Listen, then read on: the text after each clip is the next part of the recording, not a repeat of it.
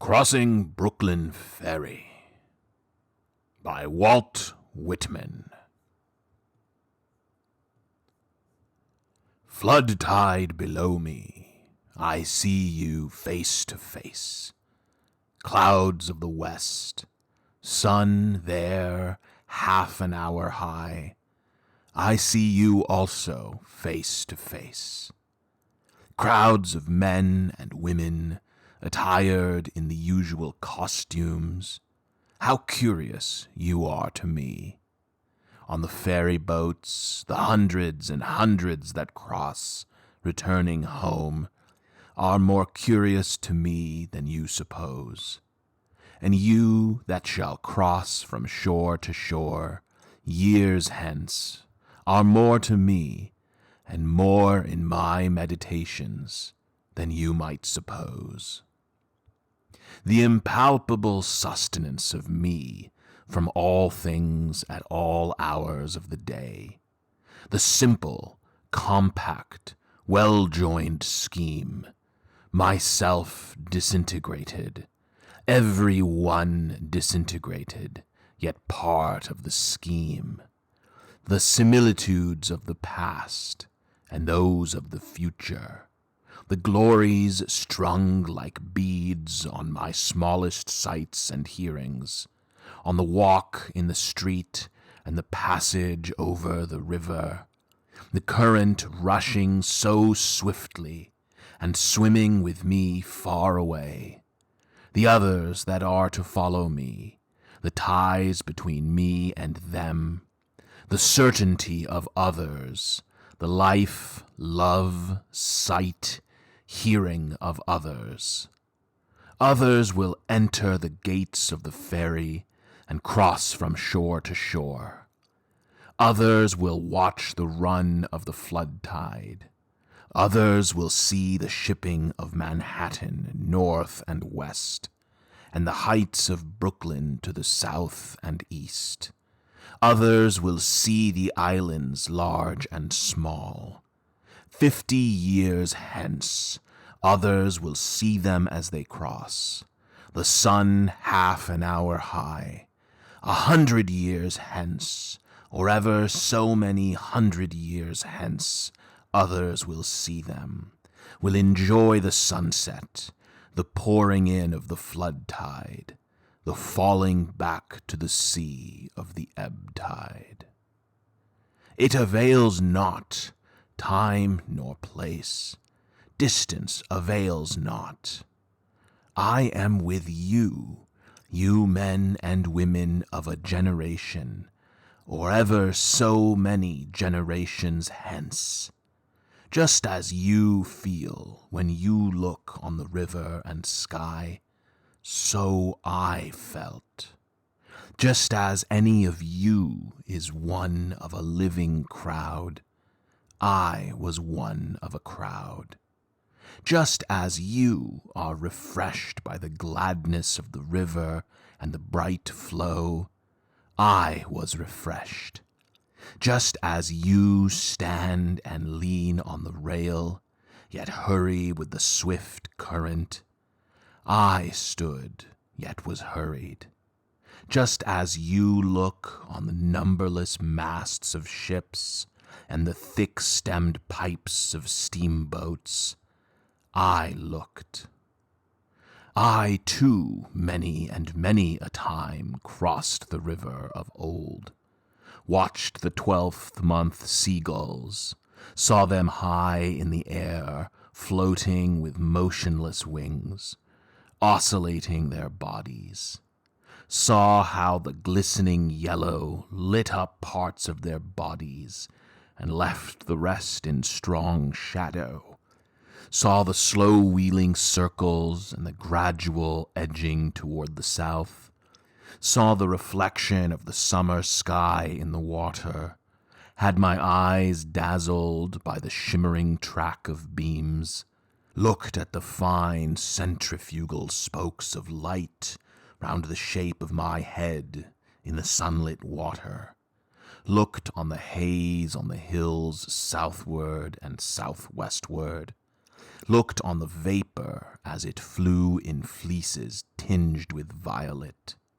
looked toward the lower bay to notice the vessels arriving, saw their approach, saw aboard those that were near me, saw the white sails of schooners and sloops, saw the ships at anchor, the sailors at work in the rigging or out astride the spars, the round masts, the swinging motion of the hulls, the slender serpentine pennants, the large and small streamers in motion, the pilots in their pilot houses, the white wake left by the passage, the quick, tremulous whirl of the wheels, the flags of all nations, the falling of them at sunset, the scallop-edged waves in the twilight, the ladled cups, the frolicsome crests and glistening,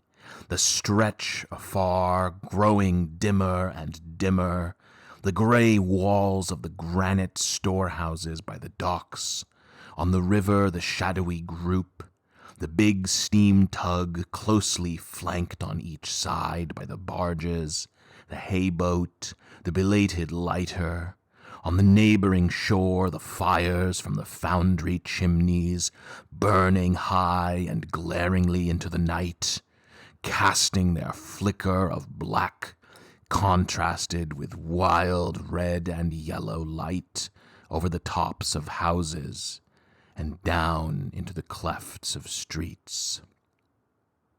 These and all else were to me the same as they are to you. I loved well those cities, loved well the stately and rapid river. The men and women I saw were all near to me, others the same, others who look back on me because I looked forward to them. The time will come, though I stop here today and tonight. What is it then between us? What is the count of the scores or hundreds of years between us? Whatever it is, it avails not. Distance avails not, and place avails not. I too lived. Brooklyn of ample hills was mine. I too walked the streets of Manhattan Island and bathed in the waters around it. I too felt the curious, abrupt questionings stir within me. In the day, among crowds of people, sometimes they came upon me. In my walks home late at night, or as I lay in my bed, they came upon me. I too had been struck from the float forever held in solution. I too had received identity by my body. That I was, I knew, was of my body, and what I should be, I knew, should be of my body. It is not upon you alone the dark patches fall. The dark threw its patches down upon me also. The best I had done seemed to me blank and suspicious. My great thoughts, as I supposed them, were they not in reality meager? Nor is it you alone who know what it is to be evil. I am he who knew what it was to be evil. I too knitted the old knot of contrariety, blabbed, blushed, resented, lied, stole, grudged, had guile, anger, lust, hot wishes I dared not speak, was wayward, vain, greedy, shallow, sly, cowardly, malignant, the wolf, the snake, the hog, not wanting in me, the cheating look, the frivolous word, the adulterous wish, not wanting, refusals, hates, postponements, meanness, laziness, none of these wanting, was one with the rest, the days and haps of the rest, was called by my nightest name by clear, loud voices of young men, as they saw me approaching or passing, felt their arms on my neck as I stood, or the negligent leaning of their flesh against me as I sat, saw many I loved in the street or ferry boat or public assembly, yet never told them a word, lived the same life with the rest, the same old laughing, gnawing, sleeping, played the part that still looks back on the actor or actress, the same old role, the role that is what we make it, as great as we like, or as small as we like, or both great and small. Closer yet I approach you. What thought you have of me now? I had as much of you. I laid in my stores in advance. I considered long and seriously of you before you were born. Who was to know what should come home to me? Who knows but I am enjoying this? Who knows, for all the distance, but I am as good as looking at you now, for all you cannot see me? Ah, what can ever be more stately and admirable to me than mast-hemmed Manhattan, river and sunset and scallop-edged waves of flood tide, the seagulls oscillating their bodies, the hay-boat in the twilight and the belated lighter? What gods can exceed these that clasp me by the hand, and with voices I love call me promptly and loudly by my nightest name as I approach? What is more subtle than this, which ties me to the woman or man that looks in my face, which fuses me into you now, and pours my meaning into you? We understand then, do we not? What I promised without mentioning it, have you not accepted?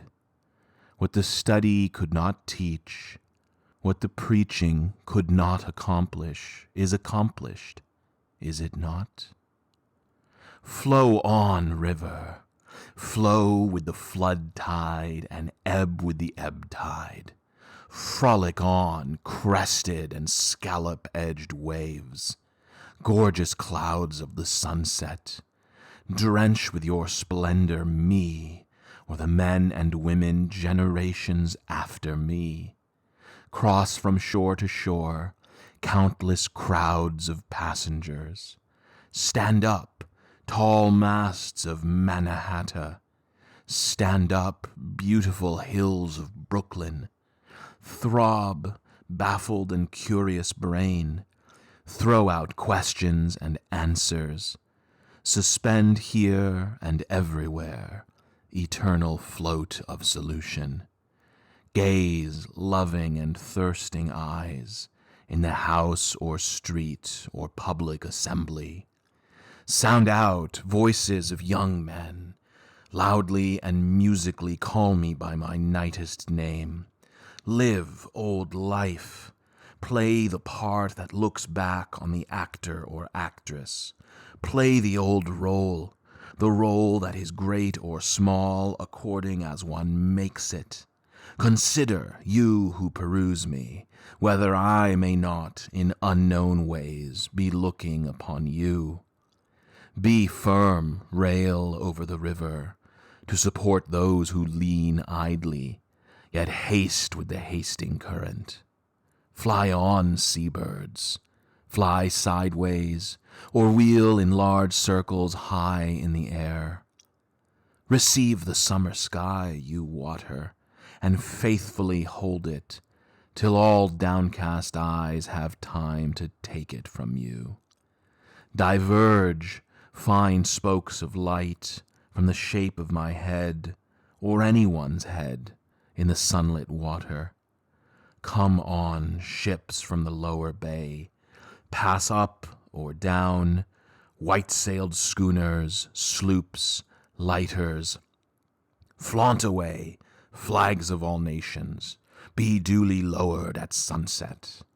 Burn high your fire's foundry chimneys, cast black shadows at nightfall, cast red and yellow light over the tops of the houses. Appearances, now or henceforth, indicate what you are. You necessary film, continue to envelop the soul, about my body for me, and your body for you. Be hung out divinest aromas. Thrive, cities. Bring your freight, bring your shows, ample and sufficient rivers. Expand, being than which none else is perhaps more spiritual. Keep your places, objects than which nothing else is more lasting. You have waited. You always wait, you dumb, beautiful ministers. We receive you with free sense at last, and are insatiate henceforward. Not you any more shall be able to foil us, or withhold yourselves from us. We use you, and do not cast you aside. We plant you permanently within us. We fathom you not. We love you. There is perfection in you also. You furnish your parts toward eternity. Great or small, you furnish your parts toward the soul.